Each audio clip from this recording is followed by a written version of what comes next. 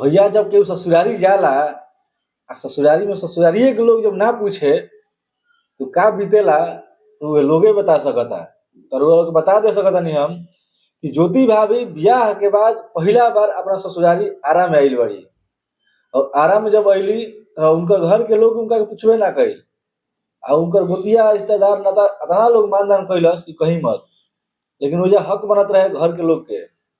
खैर घर के लोग का इज्जत करे तो खुदे कहत रहे पैसा खाती आई रही, पैसा लेके चल गई।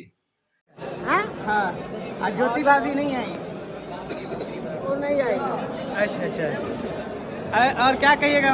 बस वो नहीं आई, पैसा के लिए आई थी गई थे, पैसा के लिए आई थी गई थे, लेकिन कोनो बात ना भइल।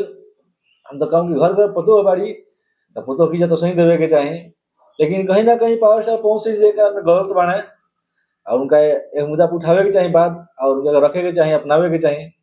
कहीं हाल में आज देख रहा लोग चुनाव के प्रचार करे खातिर दोनों बेकत निकल वालो औरंगाबाद क्षेत्र में, लेकिन मंच अलग अलग बा। एगो उ दौर रहे कि दोनों आदमी चुनाव के प्रचार कर निकलत रहे लोग और मंच एक रहत रहे, एके मंच पर दोनों लोग देखत रहे लोग। आखिर क्या बात बा? कहीं ना कहीं दोनों जना भी राजनीति चलतिया, कुछ ना कुछ राजनीति तो जरूर बा और वो लोग एक कमेंट में बताई हमरा के कि का चलता आखिर।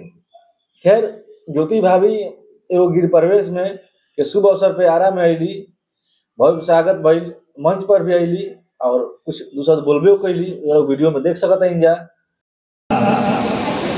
अपने घर पे आए हुए अतिथियों का कद्र बढ़े और शानदार तरीके से आप सब करते हैं, तो मैं आप सबसे आग्रह करता हूँ कि एक बार पूरे सदन से जोरदार ताली बजा के आप सब यहाँ के अतिथियों का स्वागत और सम्मान करें। एक बार आरा जोरदार ताली बजावे बजावे। आरा के नाम और सही आरा थोड़े फेमस और मौर्या होटल जीएम बीटीसी सर के बीच उपस्थित हुए बीटीसी सर का स्वागत सम्मान और मैं सुशील भैया से आग्रह करता हूँ पहले आपके शुभ हाथ से श्रीमती ज्योति सिंह जी का स्वागत और सम्मान होगा और उनके पिताजी और हमारे गार्जियन श्री राम बाबू सिंह चाचा जी का आगमन होगा। लेकिन जो चाही उनका ना भइल, उनका पापा भी रहल, पापा भी बहुत दुखी रहल ने बात से। यादव जी आबादी बड़े भैया का स्वागत Arjun Lal Yadav Ganga news channel team के सदस्य अर्जुन लाल यादव जी का स्वागत सम्मान। कहलन कि इस जगह पर बेटी अपना घरे आई थे, घरे आई तो ससुराल में जाई, लेकिन खैर ससुराल में ना जाके गोतिया घर जाता रही और गोतियारा निभा के निकल जाता रही। तो बता सकते हैं लोग बताइए के कर गलत बा के सही बा, जनता निर्णय कर सकती है। फिर अगला वीडियो में मिल जाएंगे। जय हिंद जय।